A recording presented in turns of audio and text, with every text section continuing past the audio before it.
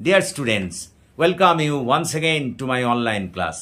দেখো, আজ আমরা একটা খুব গুরুত্বপূর্ণ বিষয় নিয়ে তোমাদের সামনে হাজির হয়েছি। আজকের ক্লাসটি হলো একাদশ শ্রেণীর ক্লাস।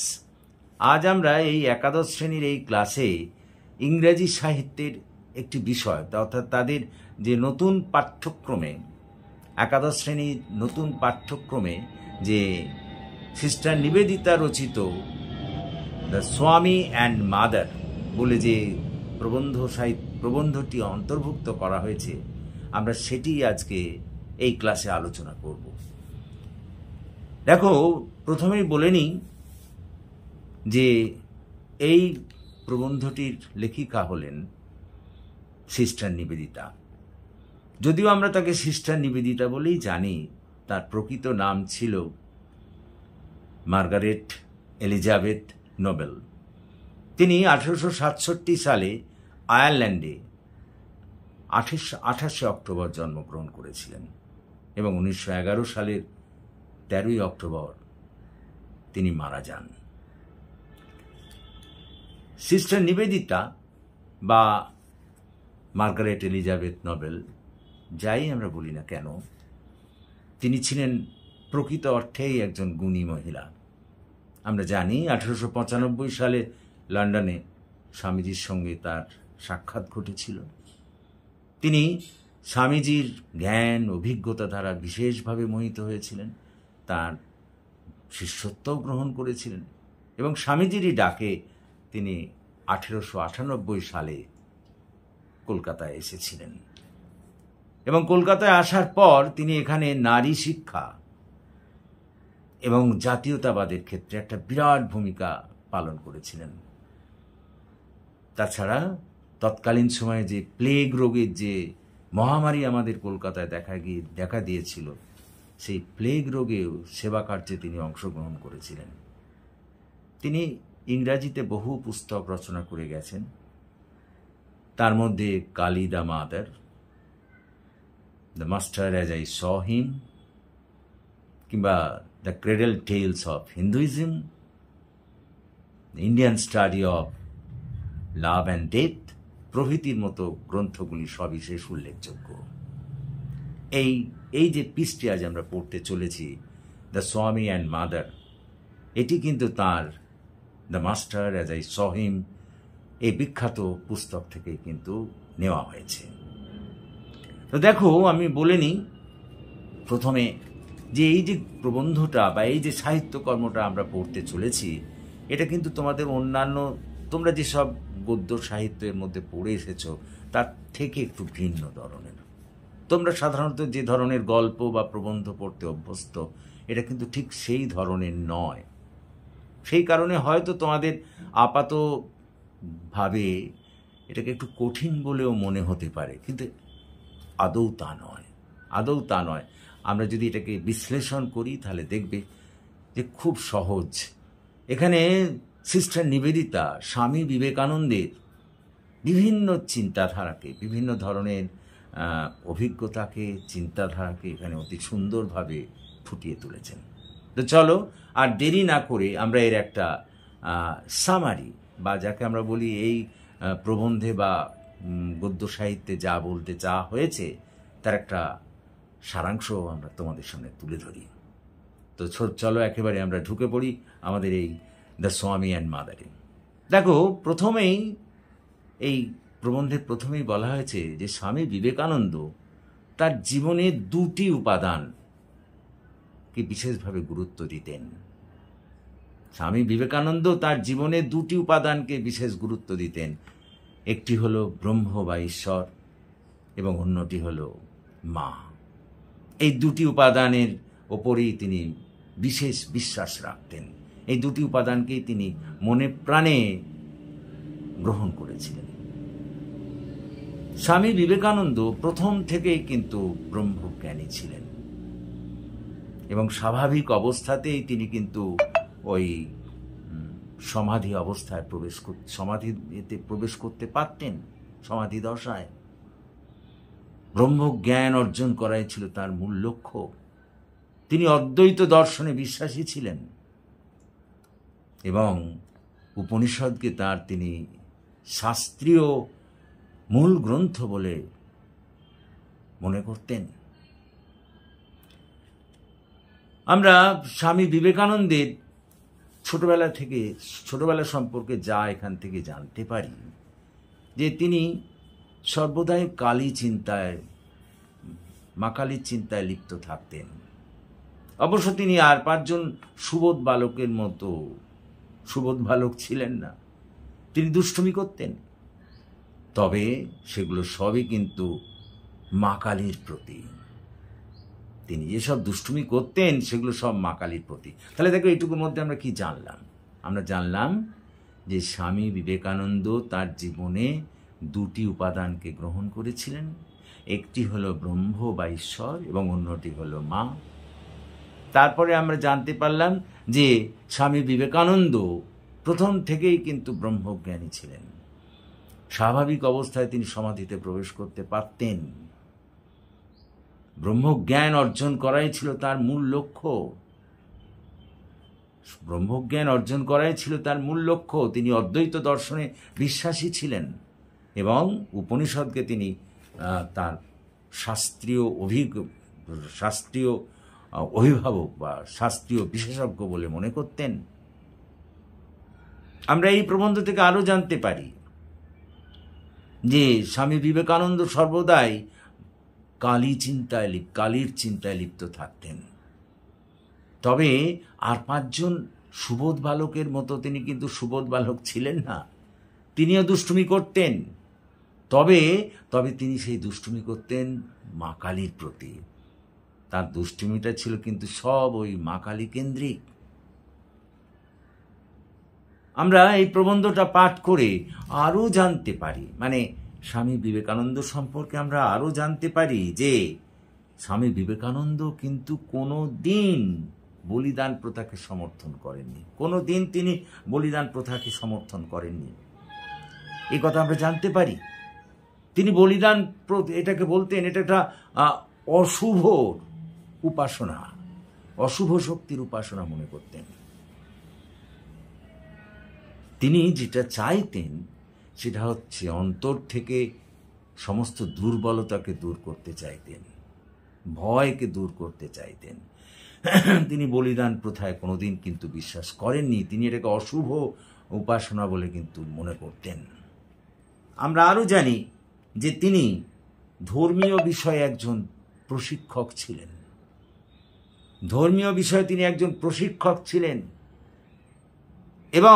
এবং তিনি যদি কোনো বিষয়ে তার কোনো অন্তর্দ্বন্দ্ব দেখা দিত, তাকে তিনি বাধা দিতেন না। যদি কোনো বিষয়ে অন্তর্দ্বন্দ্ব বা দেখা দিত, তাহলে তিনি সেই বিষয়টাকে তিনি কোনোদিনই বাধা দিতেন না। একদা সিস্টার নিবেদিতা তার সামনে একটা অন্তর্দ্বন্দ্ব নিয়ে হাজির হয়েছিলেন। কি সেই অন্তর্দ্বন্দ্ব? যে কালী শিবের কল্পনা প্রসূত কিনা। এতে কিন্তু তিনি তাকে বাধা দেননি, এতে স্বামী বিবেকানন্দ তাকে বাধা দেননি, বরঞ্চ উৎসাহ দিয়েছিলেন এবং বলেছিলেন মাকে তার নিজের মতো করে প্রকাশ করতে তিনি তাকে বলেছিলেন। আমরা আরো জানি যে নিবেদিতা উপলব্ধি করতে পেরেছিলেন যে ধর্ম হলো ভাষার মতো, ধর্ম হলো প্রকৃত ভাষার মতো। আমাদের যেমন মানুষকে তার ভাষায় কথা বলা উচিত, তেমনই ভাবে তাকে ধর্মের কথা বলা উচিত। স্বামী বিবেকানন্দ তাকে জানিয়েছিলেন যে রামকৃষ্ণদেব কিন্তু এই শিক্ষাই দিতেন। এই প্রবন্ধ পাঠ করে আমরা আরো জানি যে কালীঘাটে নিবেদিতার দ্বারা পরিচালিত এক সভায় স্বামী বিবেকানন্দ সমতার নীতি দ্বারা উদ্বুদ্ধ হয়ে নির্দেশ দিয়েছিলেন, সাহেবদেরও নির্দেশ দিয়েছিলেন যে জুতো খুলে ভেতরে প্রবেশ করতে হবে এবং অন্যান্য যারা মাটিতে বসে আছেন, বসে তারা শ্রদ্ধা প্রকাশ করছেন, তাদের মতোই তাদেরকেও মাটিতে বসতে হবে, জুতো খুলে ঢুকতে হবে এবং মাটিতে বসতে হবে। আমরা এই প্রবন্ধটা পাঠ করে আরও জানতে পারি যে ভগিনী নিবেদিতার কাছে তিনি স্বীকার করেছিলেন, স্বামীজি স্বীকার করে নিয়েছিলেন যে তিনি প্রথমে মহাকালীকে গ্রহণ করতে পারেননি, তাকে তিনি ঘৃণা করতেন। দীর্ঘ 6 বছর ধরে তিনি তার মনের সঙ্গে লড়াই করেছেন, তারপর তিনি মহাকালীকে গ্রহণ করেছিলেন। এবং যখন মহাকালীকে গ্রহণ করলেন তখন তিনি বুঝতে পেরেছিলেন যে সমস্ত কাজের পরিচালিকা হলেন কিন্তু তিনি। রামকৃষ্ণদেব বিবেকানন্দকে মহাকালীর কাছে উৎসর্গ করেছিলেন। অবশ্য যতদিন না পর্যন্ত রামকৃষ্ণ মহত্ত্বতা অর্জন করেছিলেন ততদিন পর্যন্ত বিবেকানন্দ তাকে একটা মানসিক রোগগ্রস্ত শিশু বলেই মনে করতেন। প্যারাগ্রাফ। আমরা এই প্রবন্ধটা পাঠ করে আরও জানতে পারি যে রামকৃষ্ণ যখন তাকে মহাকালীর কাছে উৎসর্গ করলেন, তার 2 বছরের মধ্যে রামকৃষ্ণদেব মারা গেলেন। এবং তিনি 2 মাসের মধ্যে তিনি তার স্বাস্থ্য ধরে রাখতে পারেননি, জ্যোতিও তিনি হারিয়েছিলেন। ঠিক এই ধরনের ঘটনা কিন্তু গুরু নানকের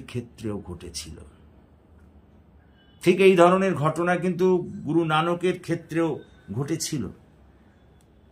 তখন সিস্টার নিবেদিতা বিবেকানন্দকে জিজ্ঞেস করেছিলেন, আচ্ছা, ভবিষ্যৎ প্রজন্ম কি রামকৃষ্ণদেবকে অবতার বলে স্বীকার করবে? স্বামীজি উত্তরে বলেছিলেন যে মহাকালী রামকৃষ্ণের দেহকে তার নিজের স্বার্থেই ব্যবহার করেছিলেন। আমরা আরও দেখি বিবেকানন্দ বলতেন যে আমি এটা বিশ্বাস না করে পারি না যে এই পৃথিবীতে একটা মহাশক্তি আছে, এবং সেই শক্তিটাই হলো কিন্তু বিশাল শক্তি, এবং সেটিই হচ্ছে মাতৃরূপী কালী শক্তি। আবার তিনি অন্যদিকে ব্রহ্মতত্ত্বেও বিশ্বাসী ছিলেন। একদিকে মা কালীকেও স্বীকার করছেন, অন্যদিকে আবার কিন্তু ব্রহ্মতত্ত্বকেও স্বীকার করছেন। স্বামীজি বিশ্বাস করতেন যে যেমন কালীমা প্রচণ্ড শক্তির অধিকারী, ঠিক তেমনিভাবে এখানে একটা ব্রহ্মের তত্ত্বকেও তিনি কিন্তু স্বীকার করে নিয়েছিলেন। এটা কিন্তু দেখার মতো। স্বামীজি বিশ্বাস করতেন যে ঈশ্বরগণ শুধুমাত্র প্রতীক নন। ভক্তরা তাদের ঈশ্বর চিন্তার সময় তাদের ভিন্ন ভিন্ন রূপে তাদের দেখেন, এটা তিনি মনে করতেন। অর্থাৎ ঈশ্বর শুধু প্রতীক নন, এক একটা রূপে ভক্তরা তাদের চেনেন। তাদের সবকিছুর মূল উৎস বা তাদের সবকিছুর মূল কেন্দ্রবিন্দু হচ্ছে ওই ঈশ্বর ভক্তদের কাছে। ভগিনী নিবেদিতা মনে করেন যে স্বামীজির সঙ্গে তার কথোপকথনের মধ্যে দিয়ে মহাত্মাদের মনেও যে সংঘাত ছিল, লড়াই ছিল, তা তিনি বুঝতে পেরেছিলেন। স্বামী বিবেকানন্দের মধ্যেই তো ছিল ব্রহ্ম একদিকে, আবার একদিকে মহাকালী। অর্থাৎ মহাত্মাদের মধ্যেও যে মানসিক লড়াই ছিল মনের মধ্যে, সেটা তিনি স্বামীজির সঙ্গে কথোপকথনের মধ্যে দিয়েই কিন্তু বুঝতে পেরেছিলেন। আত্মগত উপলব্ধি অনুযায়ী তিনি এটা জানতেন যে ব্রহ্ম আর কালী, এই দুটো শক্তি থেকে তো একটাকে মানতে, হয় ব্রহ্মকে কালীতে মিশে যেতে হবে, অথবা কালীকে ব্রহ্মতে মিশতে হবে। পরিশেষে আমরা দেখি যে স্বামী বিবেকানন্দকে যখন মা কালীর মূর্তির ব্যাখ্যা করার কথা বলা হয়েছিল, তিনি বেশ সুন্দর কথা বলেছিলেন যে সারা বই পাঠ করলাম, পাঠ করে কিন্তু কিছু সেই সম্পর্কে জ্ঞান অর্জন করলাম না। এটাও তেমনি মহাকালীর মূর্তি নিয়ে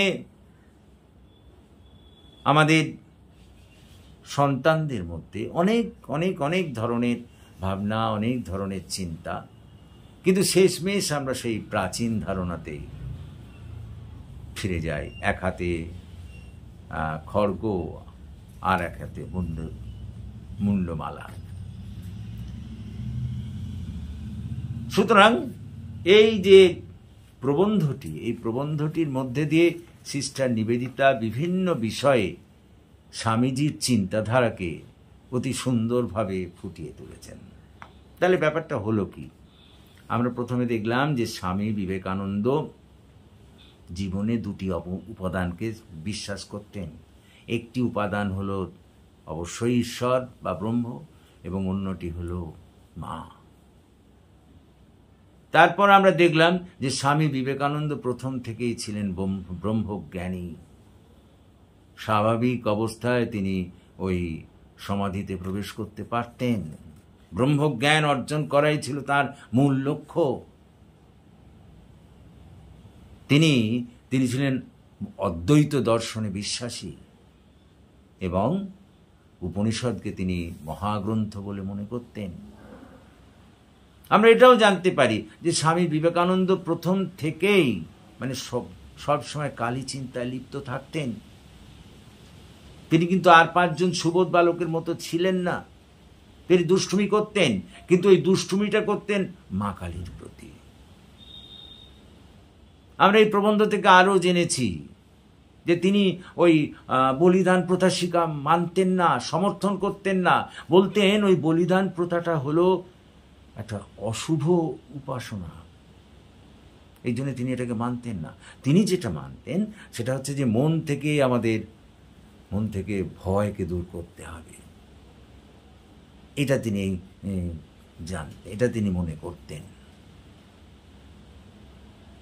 এরপর আমরা দেখি যে এইখানে বলা হয়েছে যে তিনি জন্মগত দিক দিয়ে ছিলেন প্রশিক্ষক, ধর্ম সম্পর্কে প্রশিক্ষক, এবং তিনি মনে করতেন যে মনে যদি কোনো বিষয়ে দ্বন্দ্ব দেখা দেয় তাহলে কিন্তু তিনি তাকে বাধা দিতেন না। একবার নিবেদিতা যখন তার মনে দ্বন্দ্ব নিয়ে এসেছিলেন যে যে কালী কি শিবের কল্পনা প্রসূত, তখন তিনি তাকে তিনি বাধা দেননি, বরঞ্চ বলেছিলেন যে তাকে নিজের মতো করে মাকে প্রকাশ করতে। সিস্টার নিবেদিতা মনে করতেন যে ধর্ম হলো ভাষার মতো। আমাদের যেমন মানুষ যে ভাষায় বোঝে সেই ভাষায় তার সঙ্গে কথা বলা উচিত, তেমনি ধর্ম তার সঙ্গে আলোচনা করা উচিত। রামকৃষ্ণদেব এই ধরনের শিক্ষা দিয়েছিলেন বলে বিবেকানন্দ এই মত প্রকাশ করেছেন।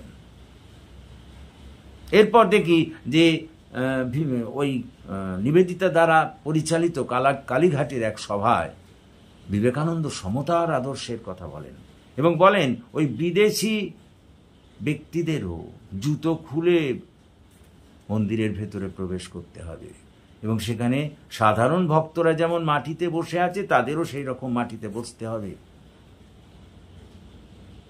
আমরা আরো এই প্রবন্ধটা পাঠ করে জানতে পারি যে স্বামী বিবেকানন্দ যতদিন না পর্যন্ত রামকৃষ্ণদেব মহত্ত্বতা অর্জন করেছিলেন ততদিন পর্যন্ত তাকে তিনি কিন্তু ভালো চোখে দেখেননি। তাকে একটা মানসিক রোগগ্রস্ত শিশু বলে মনে করতেন। এবং আমরা এটাও জানতে পারি, আমরা কি জানতে পারি এখান থেকে, যে স্বামী বিবেকানন্দ তার জীবনের প্রথম দিকে মা কালীকে গ্রহণ করতে পারেননি, তাকে তিনি ঘৃণা করতেন। 6টা বছর তিনি তার মনের সঙ্গে বিষয়ে লড়াই করেছেন, তারপর তিনি মাকে গ্রহণ করেছিলেন এবং বুঝতে পেরেছিলেন এই পৃথিবীর সব কিছুর পরিচালিকা শক্তি হলেন মা কালী। রামকৃষ্ণদেব তাকে মা কালীর কাছে উৎসর্গ করেছিলেন, কিন্তু উৎসর্গ করার 2 বছরের মধ্যে রামকৃষ্ণদেব মারা গেলেন। মাত্র 2 মাসও তিনি তার স্বাস্থ্যকে বা তার জ্যোতিকে ধরে রাখতে পারেননি। এরকম ঘটনা গুরু নানকের ক্ষেত্রেও হয়েছিল। সিস্টার নিবেদিতা কথা বলেছেন যে রামকৃষ্ণ তিনি বিবেকানন্দের কাছে প্রশ্ন তুলেছিলেন যে ভবিষ্যৎ প্রজন্ম কি রামকৃষ্ণকে অবতার বলে গ্রহণ করবে? তার উত্তরে তিনি জানিয়েছিলেন যে মহাকালী তার নিজের স্বার্থেই তার দেহকে, রামকৃষ্ণের দেহকে গ্রহণ করেছেন। আমরা আরও জানি, নিবেদিতা জানিয়েছেন যে এই বিবেকানন্দের সঙ্গে কথোপকথনের মধ্যে দিয়ে তৎকালীন সময় মহাত্মাদের মধ্যেও যে মানসিক দিক দিয়ে একটা দুনামনা ছিল, একটা সংঘাত ছিল, তা তিনি বুঝতে পেরেছেন। কারণ বিবেকানন্দ নিজেই ব্রহ্ম এবং কালী দুটোই পরস্পর বিরোধী শক্তিকে তিনি স্বীকার করেছেন। কথাটা বোঝার চেষ্টা করো। তখন আত্মোপলব্ধির মধ্যে দিয়ে আমাদের নিবেদিতা বুঝতে পেরেছিলেন, হয় ব্রহ্মকে কালীতে মিশতে হবে, নয় কালীকে ব্রহ্মের মধ্যে মিশতে হবে। স্বামী বিবেকানন্দ মনে করতেন যে পৃথিবীতে একটাই মাত্র বিশাল শক্তি আছে, তা হচ্ছে কালী মা। আবার তিনি ব্রহ্মতত্ত্ব স্বীকার করেছেন। এই যে মানসিক দিক দিয়ে যে টানাপোড়েন, এই কারণেই নিবেদিতা বলেছেন তৎকালীন মহাত্মাদের মধ্যে এরকম একটা মানসিক অস্থিরতা ছিল। এবং সেই কথা লাস্টে তিনি বলেছেন, হয় ব্রহ্মকে কালীতে মিশতে হবে, নয় কালীকে ব্রহ্মকে। এবং পরিশেষে আমরা দেখি যে যখন স্বামী বিবেকানন্দকে মহাকালীর মূর্তির কথা বলা হয়েছে, তিনি তার স্পষ্ট উত্তর দিতে গিয়ে বলেছেন যে আমরা সারা বই পাঠ করে যখন কিছু জ্ঞান অর্জন করতে পারি না, এটাও ঠিক তেমনি। যে আত্মা সব কিছু পাঠ করলো, শেষমেশ কালীর সম্পর্কে, কালীর প্রকৃত চিত্র তার সামনে ধরা পড়ল না। সেজন্য সেই প্রাচীন বিশ্বাসেই তাকে ফিরে যেতে হয়। সুতরাং এটাই হলো, বলতে পারো, প্রতিটি প্যারাগ্রাফের একটা বাংলায় তর্জমা তোমাদের সামনে আমি করে দিলাম। এটা একটু মনে রাখতে হবে। দেখো, তোমাদের বলি, আজকে এটা নিয়ে তো আর বড় বেশি করব না আমি। না, এর পরের ভিডিওতে এখান থেকে যে তোমাদের মানে প্রত্যেকটা শব্দের অর্থ এবং একই সঙ্গে এখান থেকে যে এমসিকিউগুলো হতে যাচ্ছে, সেগুলো আমি তোমাদের জন্য প্রকাশ করছি কয়েকদিনের মধ্যে, 1-2 দিনের মধ্যে। So that's all for this day. Thank you for watching and listening. তোমাদের যদি এই ক্লাস ভালো লাগে তাহলে প্লিজ বন্ধুবান্ধবদের মধ্যে এই ক্লাসের কথা বলো, তাদেরও এই ক্লাসে যোগদান করতে বলো। এবং তোমরা যারা এখনও আমার এই চ্যানেলটিকে সাবস্ক্রাইব করোনি, প্লিজ সাবস্ক্রাইব মাই চ্যানেল। আমাকে এগিয়ে আসতে সাহায্য করো, যাতে আমি আরও বেশি করে তোমাদের কাছে লাগতে পারি। So have a good day.